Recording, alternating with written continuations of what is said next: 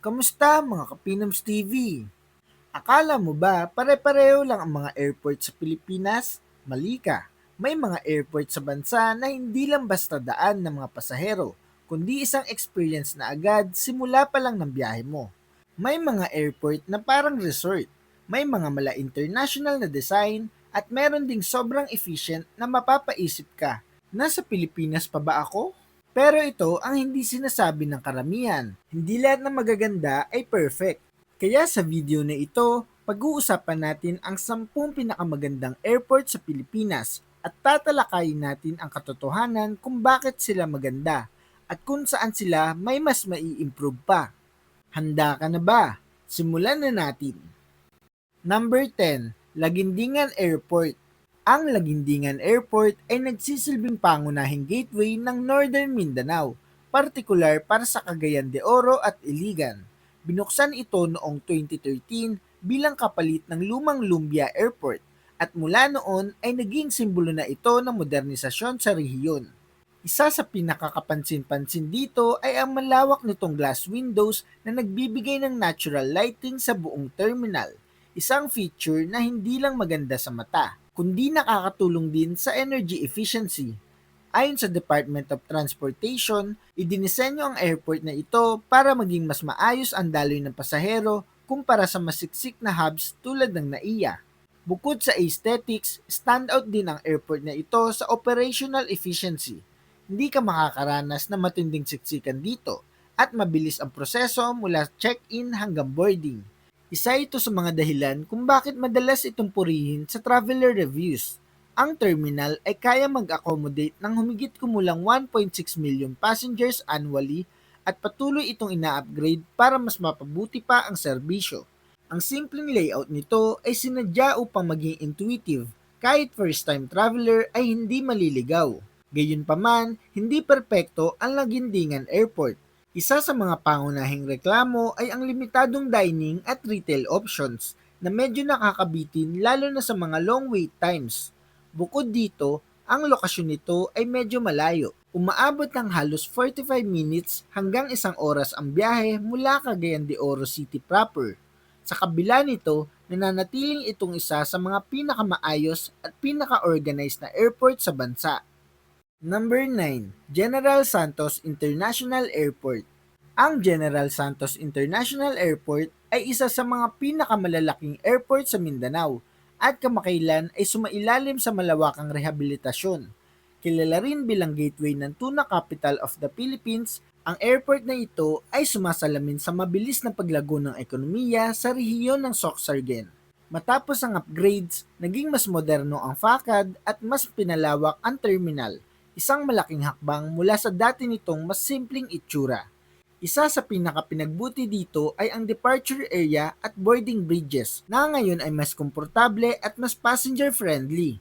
Ang airport ay may runway na kayang tumanggap ng malalaking aircraft tulad ng Airbus A330 na nagpapakita ng kapasidad nitong maging international hub. Ayon sa Civil Aviation Authority of the Philippines, ang terminal ay dinisenyo para sa humigit kumulang 2 milyong passengers kada taon na nagpapakita ng kahandaan nito sa paglago ng air traffic sa rehiyon.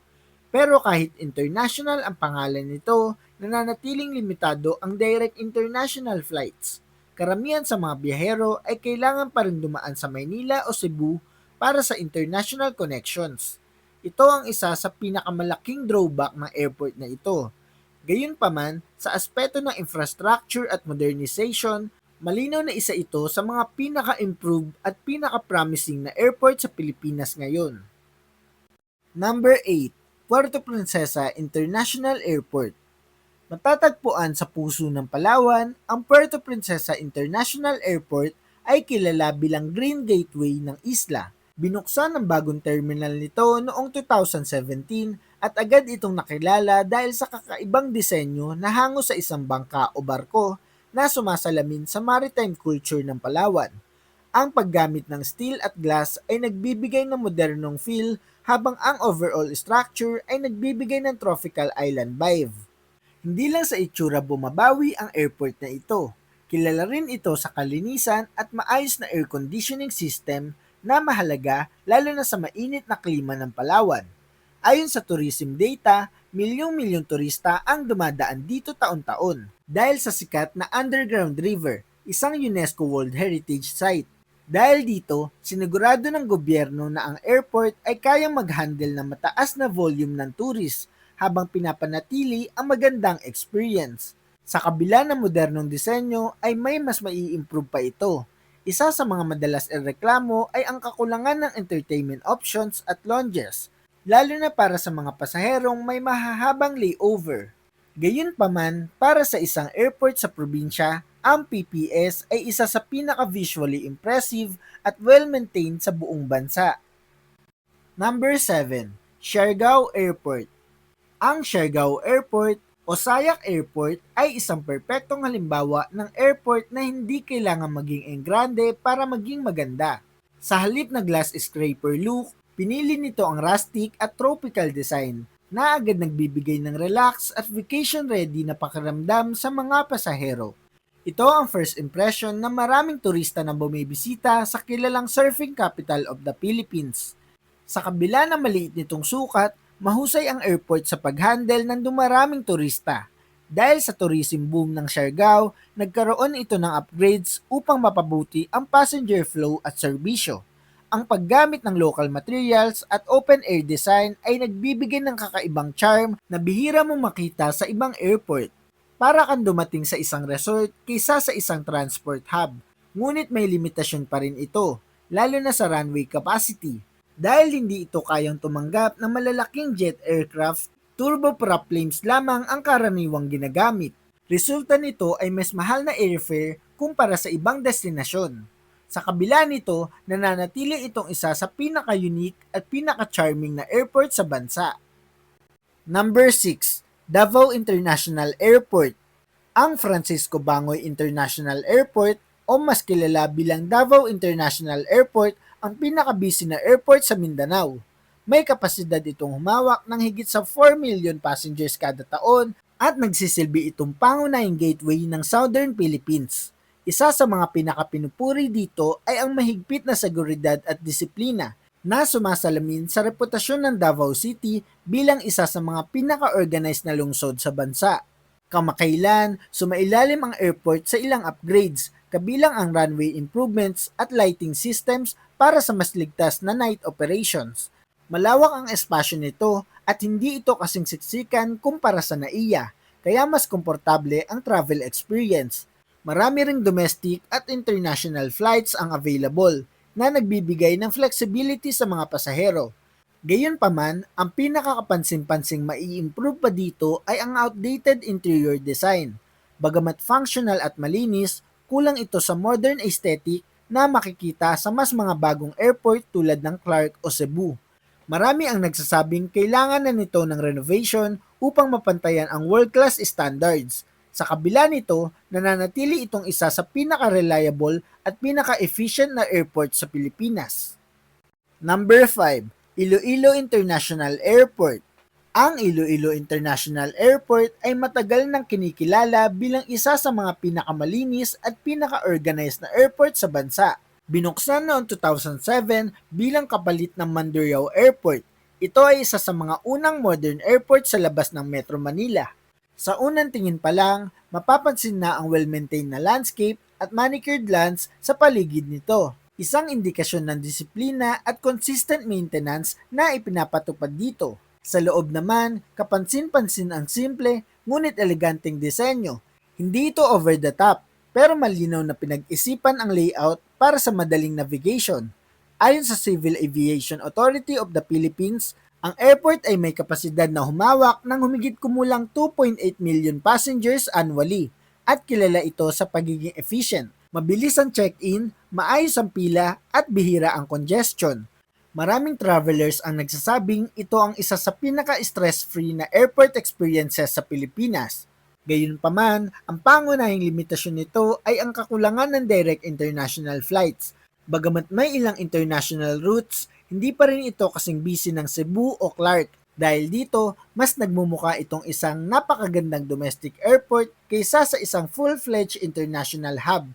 Pero kung pag-uusapan ang kalinisan, kaayusan at consistency, isa ito sa pinakamahusay sa bansa. Number 4, Bicol International Airport. Matatagpuan sa Daraga, Albay, ang Bicol International Airport ay tinaguri ang most scenic gateway sa Pilipinas. At hindi ito exaggeration. Sa mismo airport pa lang, matatanaw mo na ang iconic Mayon Volcano na kilala sa perpektong hugis nito. Ito ang isa sa iilang airport sa mundo na may ganitong klaseng natural backdrop, kaya't agad itong naging paborito ng mga turista at aviation enthusiasts. Binuksan noong 2021, ang airport na ito ay isa sa mga pinakabago at pinakamodern sa bansa. Mayroon itong mga contactless systems tulad ng automated check-in at advanced baggage handling na nagpapabilis ng proseso para sa mga pasahero. Ayon sa Department of Transportation, ito ay dinisenyo para maging pangunahing gateway ng Bicol Region na may kapasidad na humawak ng mahigit 2 milyong passengers kada taon. Pero dahil sa lokasyon nito malapit sa bulkan, may kaakibat itong hamon. Ang weather conditions at visibility ay madalas makaapekto sa flight schedules, lalo na kapag may volcanic activity o makapal ang ulap. Ito ang dahilan kung bakit may mga pagkakataong nakakaranas ng delays o cancellations ang mga biyahero. Sa kabila nito, sa aspeto ng visual experience at modern features, isa ito sa pinaka-standout sa bansa. Number 3, Bohol Panglao International Airport. Ang Bohol Panglao International Airport ay isang tunay na milestone sa aviation ng Pilipinas. Ito ang kauna-unahang eco-airport sa bansa. Binuksan noong 2018, ang airport na ito ay dinisenyo na may malasakit sa kalikasan gamit ang solar panels at natural ventilation systems upang mabawasan ang energy consumption. Ito ang dahilan kung bakit tinawag itong Green Gateway to Bohol. Sa loob, mapapansin ang tropical at airy design, mataas na kisame, wooden accents, at open spaces na nagbibigay ng relax na pakiramdam. Hindi ito tulad ng tipikal na airport na malamig at sterile ang ambience. Dito, parang nasa resort ka na agad. Dagdag pa rito, ang lokasyon nito ay napakalapit sa mga sikat na beach resorts ng Panglao, kaya't pagbaba pa lang ng eroplano, ramdam mo na agad ang bakasyon. Gayunpaman, may kapalit ang pagiging eco-friendly nito. Dahil sa paggamit ng natural ventilation, may mga bahagi ng terminal na hindi kasing lamig ng ibang airports, lalo na kapag mainit ang panahon. Para sa ilan, ito ay minor inconvenience, pero para sa iba, ito ay bahagi ng unique experience. Sa kabuuan, ito ay isa sa pinaka-forward thinking at pinaka-beautiful na airport sa bansa. Number 2, Clark International Airport, Terminal 2. Ang Clark International Airport Terminal 2 ay isang award-winning architectural masterpiece na kilala hindi lang sa Pilipinas kundi sa buong mundo. Binuksan ang bagong Terminal 2 noong 2022 at agad itong pinuri dahil sa kakaibang disenyo ng bubong nito na gawa sa glulam timber na hango sa silhouette ng Mount Arayat at sa traditional na Filipino weaving patterns. Hindi lang ito maganda, high-tech din ang operasyon. May mga self-service kiosks, automated bag drops at contactless systems na nagpapabilis ng proseso ng pagbiyahe. Ang terminal ay may kapasidad na humawak ng hanggang 8 milyong passengers annually at kilala ito sa pagiging maluwag at hindi stressful. Maraming travelers ang nagsasabing ito ang isa sa pinaka-relaxing na airport experience sa bansa. Pero sa kabila ng world-class facilities, nananatili itong underutilized kumpara sa NAIA. Marami pa ring airlines at pasahero ang mas pinipili ang Maynila dahil sa mas maraming flight connections. Gayunpaman, sa usapin ng design, innovation at passenger comfort, malinaw na isa ito sa pinakamahusay hindi lang sa Pilipinas kundi sa buong Southeast Asia. Number 1, Mactan Cebu International Airport. Sa pinakatuktok ng listahan ay ang Mactan Cebu International Airport, ang tinaguriang resort airport ng Pilipinas at itinuturing na gold standards sa airport management sa bansa. Ang Terminal 2 nito na binuksan noong 2018 ay agad naging iconic dahil sa wave-like timber arches na nagbibigay ng warm, tropical at distinctly Filipino na ambience. Ang airport na ito ay hindi lang maganda, ito ay award-winning. Nakakuha ito ng international recognition mula sa mga organisasyon tulad ng World Architecture Festival at Skytrax dahil sa outstanding passenger experience. Pinagsama nito ang efficiency at hospitality. Mabilis ang proseso, friendly ang staff, at kumpleto ang amenities mula shopping hanggang dining. Gayunpaman, marami pa ang pwedeng ma-improve dito. Dahil sa dami ng pasahero, ang Terminal 1 o domestic ay minsan nagiging siksikan at congested, lalo na sa peak seasons. Pero patuloy ang renovation at upgrades upang mapantayan ang level ng international terminal. Sa kabuuan, ang Mactan Cebu International Airport ang pinakakumpletong package, maganda, efficient at world class, kaya karapat dapat itong tawaging numero 1. At iyon nga ang 10 pinakamagandang airport sa Pilipinas. Ngayon nakita mo na ang buong listahan mula sa simple pero maayos hanggang sa tunay na world-class na airport experience sa Pilipinas. Nakakagulat isipin na habang may mga airport na kailangan pang ayusin, meron din palang kayang makipagsabayan sa international standards. Pero ngayon, ikaw naman ang tatanungin ko, kung ikaw ang pipili, alin sa mga airport na ito ang pinakagusto mong maranasan? May airport ka bang napuntahan na mas maganda pa kaysa sa mga nasa listahan? At sa tingin mo, alin ang pinaka-worth it na paliparan pagdating sa overall experience, hindi lang sa itsura kundi pati sa serbisyo? I-comment mo ang sagot mo sa ibaba para mapag-usapan natin yan. Kung nagustuhan mo ang ganitong klaseng content, huwag kalimutang i-like, i-share ang video at mag-subscribe sa ating channel para mas updated ka sa mga paparating pa nating videos. Mga Kapinoms TV, maraming salamat sa panonood. Hanggang sa muli, ito ang Pinoms TV.